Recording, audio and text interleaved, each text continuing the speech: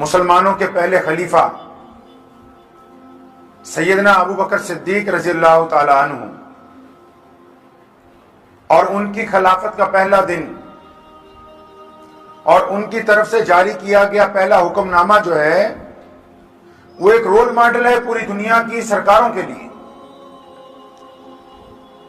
تاریخ میں لکھا ہے کہ ابو بکر رضی اللہ تعالیٰ عنہ جب مسلمانوں کے خلیفہ بنے، جب ان کو اللہ نے بادشاہی عطا کی، جب ان کو اتنی بڑی حکومت ملی کہ پوری دنیا میں وہ مسلمانوں کے پہلے حکمران بنے، تو ان کے ساتھیوں نے، حضرت عمر رضی اللہ تعالیٰ عنہ نے، حضرت عثمان نے، حضرت علی اور عبد الرحمن بن عوف رضی اللہ تعالیٰ عنہ نے ان کے پاس جا کے ایک بات کہی کہ ابو بکر، آپ کیونکہ آج سے خلیفہ بن گئے، اپنا کاروبار آپ نے بند کر دیا ہے، اب 24 گھنٹے آپ لوگوں کی سیوا کریں گے تو آپ کا خرچہ کیسے چلے گا؟ آپ کے بیوی بچے کیا کھائیں گے؟ تو خلافت سے یعنی سرکار سے کچھ تنخواہ لگا لیں جو آپ کو ہر مہینے مل جایا کرے اور آپ کے بچے پلیں۔ یہ واقعہ میں چاہتا ہوں وہ تمام حکمران بھی سن لیں اچھی طرح۔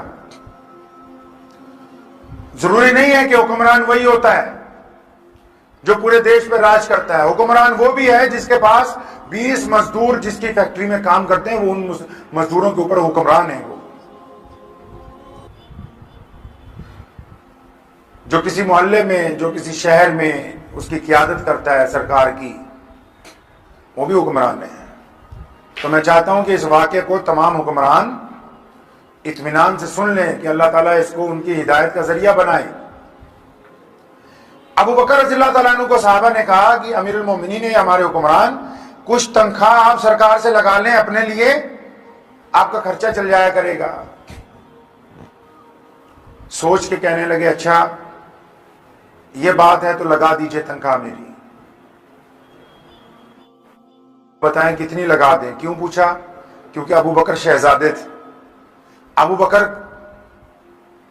کروڑوں اربوں پتی تھے۔ جس دن خلیفہ بنے سب کچھ اللہ کے راستے میں دے دیا، سب کچھ نہیں رکھا اپنے پاس۔ اب جن لوگوں نے پوچھا کہ تنخواہ لگا لے، ان کو پتا کہ ابو بکر تو بچپن سے شہزادوں کی طرح پلا بڑا ہے، تو خرچہ بھی تو زیادہ ہوگا۔ تو انہوں نے خود ہی پوچھا، ابو بکر آپ بتائیں مہینے میں کتنے پیسے آپ کو لگا دیں؟ سیدنا ابو بکر نے تاریخی بات کہی تھی، ان مزدوروں کے لیے جو آج سڑکوں پر بے سہارا چلے جا رہے ہیں، جو آج دھوپ میں بارش میں اپنے ننھے بچوں کو اپنے کمزور کاندھوں پر اٹھا کے گرتے پھرتے ہوئے سڑکوں پر نظر آ رہے ہیں۔ سیدنا ابو بکر نے کہا تھا کہ عمر، آپ میری اتنی تنخواہ لگا دینا جتنی روز مزدور کو دیہاڑی ملتی ہے۔ جب مسلمانوں کے پہلے امیر المومنین نے یہ بات کہی کہ اتنی تنخواہ لگا دو جتنی مزدور کو روز دیہاڑی ملتی ہے، تو تنخواہ کیا بات کرنے والے سارے حیران رہ گئے، کہنے لگے ابو بکر آپ کیسی باتیں کرتے ہیں؟ ایک مزدور کو تو اتنے پیسے ملتے ہی نہیں روزانہ کہ وہ بھر پیٹ اپنا اور اپنے بچوں کو کھانا کھلا سکے۔ یہ میں آپ کو 1400 سال پہلے کا قصہ سنا رہا ہوں، اور میرا خیال ہے آج بھی مزدور کو اتنی دیہاڑی نہیں ملتی کہ وہ اطمینان سے اپنے اور اپنے بچوں کا پیٹ پال سکے۔ حیران رہ گئے سارے لوگ کہ یہ مسلمانوں کا حکمران کیسی بات کر رہا ہے۔ انہوں نے کہا ابو بکر آپ کیسی بات کر رہے ہیں؟ اتنے پیسوں میں مزدور کبھی نئے کپڑے بنانے کی نہیں سوچتا ہے، اتنے پیسوں میں مزدور کبھی یہ نہیں سوچتا ہے کہ اس کے بیوی بچوں کو لے کے وہ کچھ بہترین کھانا کھانے کے لیے کہیں جائے گا۔ کہنے لگے مسلمانوں کے امیر المومنین، مسلمانوں کے بادشاہ، یہ دیہاڑی تو اتنی کم ہے، آپ کا گزارا دیہاڑی میں نہیں ہوگا، دیہاڑی بڑی کم ہے مزدور کی۔ اب سنو دنیا کے حکمرانوں، اسلامی خلافت کے پہلے خلیفہ نے تخت پر بیٹھنے کے بعد جب تنخواہ کی بات کی، لوگوں نے کہا کہ آپ تنخواہ لگا لیں، خلیفہ نے کہا مزدور جتنی مزدوری دو، لوگوں نے کہا مزدور کی مزدوری میں پیٹ نہیں بھر سکتا، تو ابو بکر نے کہا تھا، امیر المومنین نے کہا تھا کہ اچھا حکم نامہ لکھو کہ آج سے مزدور کو اتنی تنخواہ دیں گے، آج سے مزدور کو اتنی مزدوری دیں گے کہ مزدور کے گھر میں بھی اچھا کھانا بنے اور اس تنخواہ میں خلیفہ کے گھر کے اندر بھی اچھا کھانا بنے گا۔ یہ پہلا حکم نامہ ہے امیر المومنین سیدنا ابو بکر صدیق کا۔ اور دیکھ لو آج بھی صدیق کے دیش میں، آج بھی صدیق کی حکومت میں، آج بھی ابو بکر کی سلطنت میں کوئی ایک مزدور ایسا نہیں ہے جو کروڑوں پتی کی کار سے نیچے مزدوری کرنے جاتا ہو فیکٹری کے اندر، کیونکہ ابو بکر نے کہا تھا کہ ہم مزدور کو اتنی مزدوری دیں گے کہ مزدور بھی اچھا کھانا کھائے گا اور بادشاہ بھی اچھا کھانا کھائے گا۔ اور آج مزدور کی بات نہیں ہوئی، پیسوں کی بات ہوئی، دولت کی بات ہوئی۔ کفار مکہ نے اکٹھے ہو کر مدینہ منورہ پر 1400 سال پہلے رمضان میں حملہ کیا، کیوں؟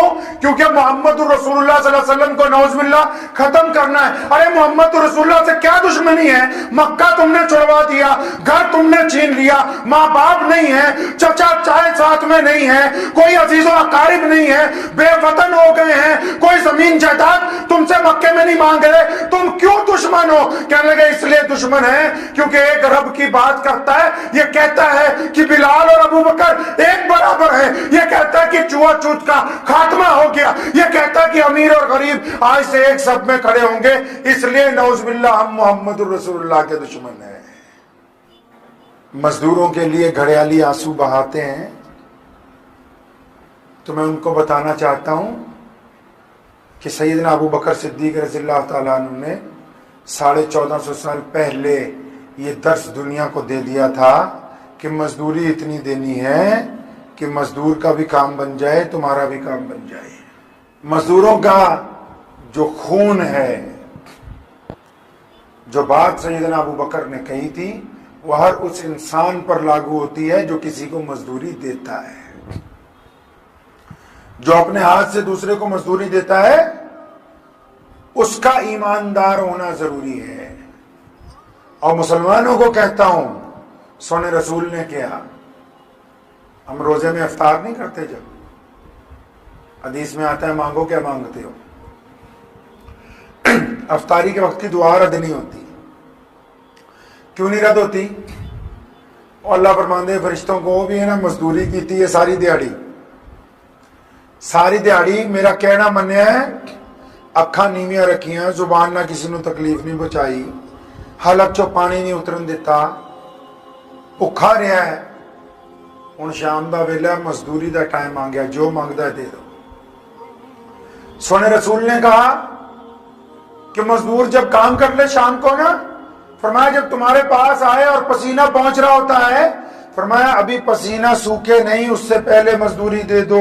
یہ حکم جاری کیا مسلمانوں کے لیے محمد رسول اللہ صلی اللہ علیہ وسلم۔